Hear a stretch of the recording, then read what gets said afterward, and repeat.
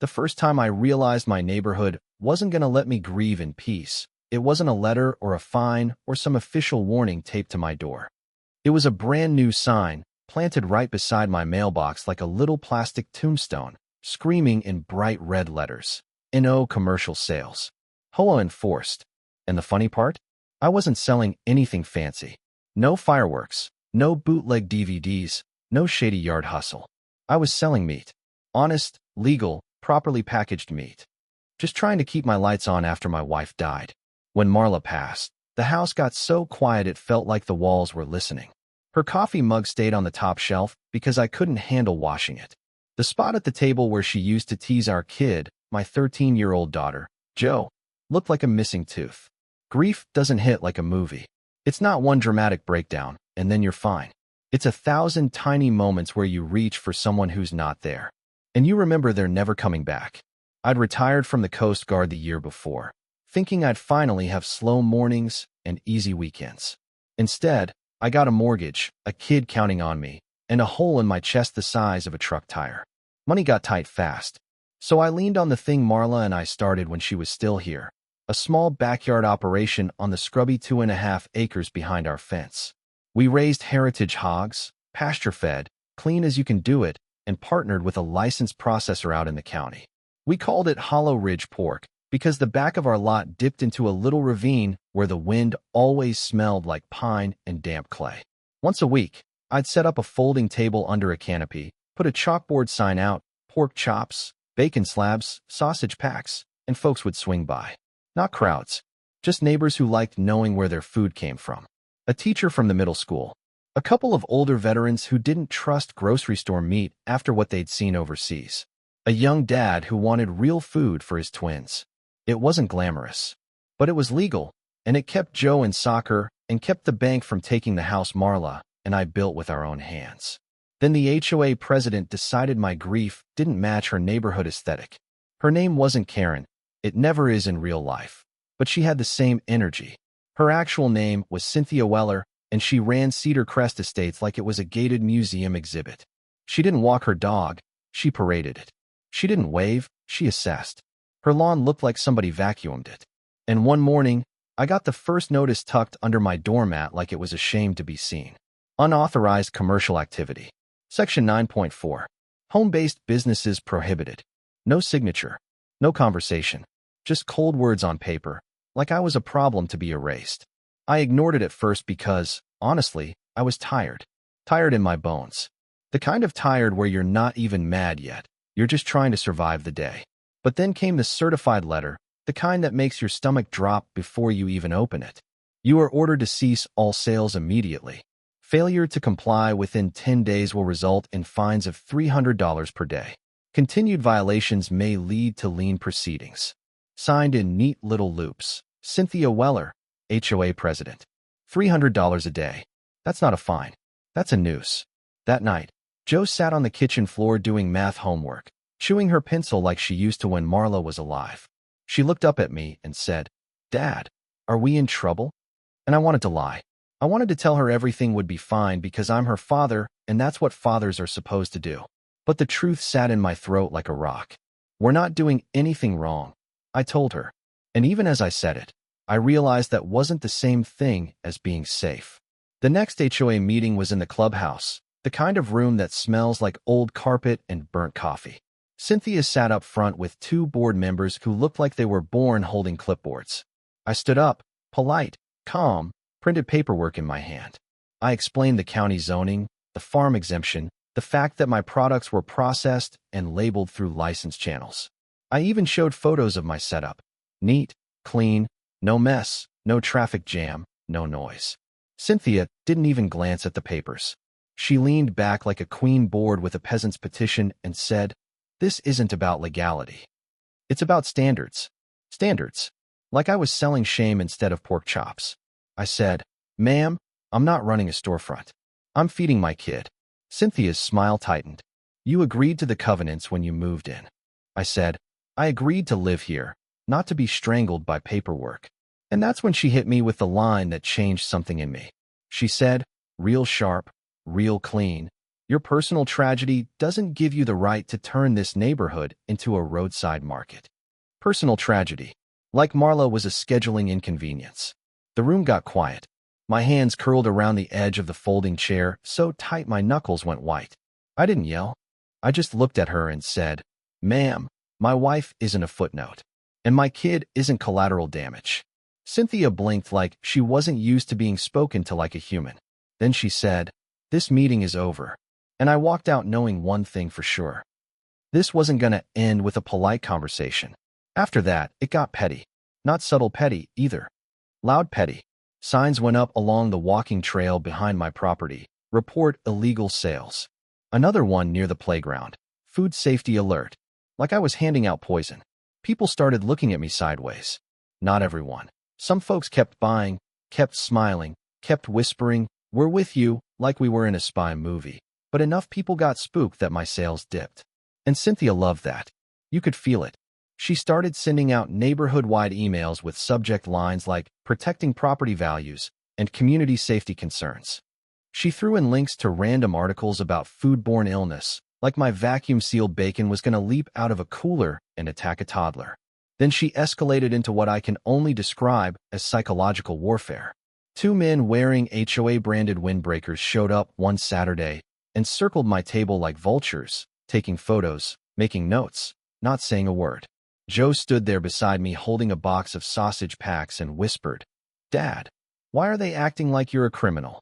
That question will mess you up because you realize your kid is watching how you respond to bullying. And whatever you do becomes a lesson they'll carry into adulthood. So I stopped trying to win the HOA's approval. I started documenting. Every letter, every email, every sign, every time someone stepped onto my property without permission. I called the county clerk, got the zoning confirmation in writing. I called the state AG office, got a letter stating my operation met the Farm Direct guidelines. And then I made the call I didn't want to make because I hated needing help. I called County Marshal Ray Henson. Ray and I weren't buddies, but we'd met at a veterans fundraiser years back. He was the kind of lawman who looked you in the eye when you shook his hand, like he was measuring your character instead of your status. When he answered, I said, "Ray, I need 5 minutes." He said, "You sound like a man carrying a lot." I said, "The HOA is threatening to put a lien on my house over meat sales." There was a pause, then a slow exhale. "Send me everything you've got," he said. "And don't touch those signs. I want photos." He came over that evening, not in a cruiser. He pulled up in an old county-issued SUV with dust on the tires, stepped out in boots, no attitude, just purpose. We sat at my kitchen table where Marla used to roll pie dough. I spread out the paperwork like we were planning a mission. He read everything. Cynthia's letters, the HOA's lawyer notice, the screenshots of the emails calling me a health concern, the photos of the signs zip-tied to my fence. When he finished, he looked at me and said, "You're operating legal." I nodded. Then why do I feel like I'm one bad week away from losing my house? He tapped the HOA letter with one finger and said, "Because they're counting on fear doing the job law can't." Then he leaned back and hit me with the truth nobody tells you when you buy into a neighborhood with matching mailboxes. Some HOAs aren't about community. They're about control. And control always looks for a target. I said, "So what do I do?" Ray's eyes hardened in that quiet way. "You keep your head. You don't react. You let me handle the overreach." The next weekend, I decided I wasn't going to hide. I threw a cookout. Not a protest, because that word makes people nervous. Just a cookout. I smoked pork shoulder overnight, low and slow, the kind of smell that reaches into someone's childhood and drags out memories of family reunions and paper plates. I didn't blast invites on social media. I did it old school, quiet texts, word of mouth, a couple handwritten notes. "Food's on. Bring a chair." Around noon, neighbors started drifting in. First 5, then 15, then 30. Joe was out there handing out lemonade like she was born for it, smiling in a way I hadn't seen since before Marla died. People laughed. Kids played. For the first time in months, my yard didn't feel like a battlefield. It felt like a neighborhood. And then Cynthia showed up, of course she did, walking up my driveway like she was approaching a crime scene. Clipboard in hand. Perfect hair. That smile that never reaches the eyes. She didn't greet anyone. She didn't look at the kids. She looked at my table and said, loud enough for people to hear, This is an unapproved event. Food distribution without authorization can be considered a violation. I wiped my hands on a towel and said, Cynthia, it's a cookout. You want a plate? She blinked, genuinely thrown. One of the retired veterans behind me, Frank, a guy who'd been through 3 wars and still called everyone son, leaned forward and said, Ma'am, if you're here to stop people from eating pulled pork, you might want to bring backup. People laughed. Cynthia's cheeks flushed. She started taking photos. Snap, snap, snap, like the sound alone was supposed to scare us. I stepped closer and said, Lo, you keep taking pictures of my kid, Cynthia, and we're going to have a different kind of conversation. She stiffened. I'm documenting violations, she hissed. I said, No. You're trying to shame a widower for surviving. And that's when she walked back to her car like she'd swallowed a mouthful of nails. 2 days later, I got another letter from the HOA's attorney, thicker this time, nastier, demanding fees, threatening court. And then Cynthia crossed the line that made my blood go cold. She filed a report with Child Services, implying Joe was being forced into unsafe labor conditions. I stood in my kitchen staring at that accusation like it was written in venom. Joe was my heart, my responsibility, the only part of me still standing upright. I called Ray again, voice tight. She came after my kid. Ray's response was immediate. I'm on my way. The caseworker showed up that afternoon, polite, professional, and honestly a little embarrassed, like she already knew this was nonsense. Ray parked his cruiser across the street in plain sight, coffee in hand, watching. The caseworker toured the backyard, checked the coolers, asked Joe what she did. Joe shrugged and said, I help my dad. I label stuff and keep the cash box. It's not scary. It's kind of fun. The caseworker smiled, made notes, and at the end she shook my hand. You're fine, she said quietly. This should never have been filed. When she left, Ray looked at me and said, Now we stop playing defense. The very next morning, Ray came back with an official county notice, not for me, for the HOA. A formal warning about harassment, unauthorized posting, and defamatory public statements. The county demanded the signs come down and the HOA cease targeted enforcement tactics. By that afternoon, I watched 3 board members yanking up their own warning signs like they were trying to erase evidence. Cynthia wouldn't look at me. No clipboard, no speech, just stiff silence and angry hands. But she still wasn't done. She tried one last move, an emergency vote to change the bylaws and ban all agricultural commerce in Cedar Crest Estates. It was aimed at me, but it would have hit anyone who sold honey, eggs, even garden plants.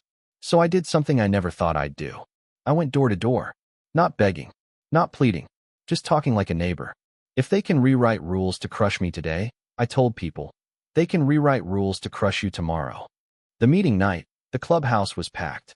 Cynthia stood up front with her polished voice and her rehearsed fear. We must protect the character of our community, she said. Then I got my turn.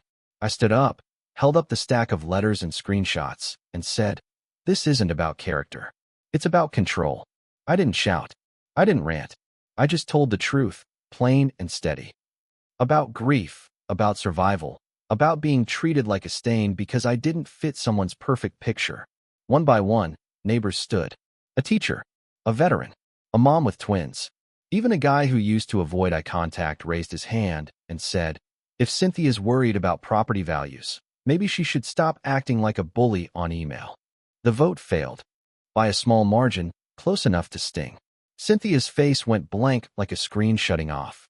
A week later, the HOA filed suit anyway, trying to get an injunction. They wanted a judge to do what their bylaws couldn't. That's when something wild happened. A small business legal group from the next county heard about the case and offered representation.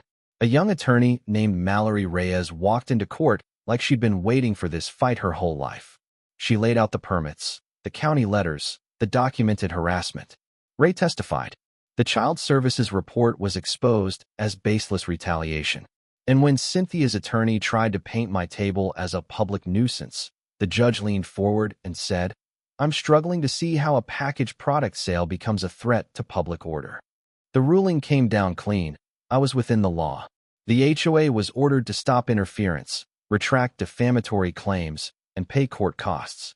I walked out of that courthouse with Joe's hand in mine, sunlight on our faces, And for the first time since Marla died, I felt air in my lungs again. But here's the part people don't like to talk about. Winning doesn't always feel like fireworks. Sometimes it feels like quiet, like you finally set down a weight you forgot you were carrying. Cynthia resigned a few days later. No apology email, no public statement, just silence. And the neighborhood changed. Some folks became warmer, more human, more real. We even built a small shed stand with a real counter, and Joe learned how to run digital payments like she was born in a cashless world. Saturdays got busy. The smell of smoke stopped being a nuisance and started being a sign the weekend's here. But not everyone came around. There are still a few houses that won't buy, won't wave, won't look at us. And sometimes, late at night, I catch myself wondering, was Cynthia just a villain, or was she a scared person who used rules like armor? Does that matter when the damage is real? And if you live under an HOA, you already know the uncomfortable truth. There's always another Cynthia somewhere, watching, waiting, convinced they're the hero of the story. So here's what I want to ask you, and I really want you to answer in the comments because I read them. Who was right here? Was I wrong for selling legal food from my own property? Was the HOA right to protect the neighborhood, even if it meant targeting a grieving parent? And if you've ever lived under an HOA, tell me the worst thing you've seen them do, the pettiest rule, the cruelest enforcement, the moment you realized it wasn't about community anymore. It was about power. Drop your story below.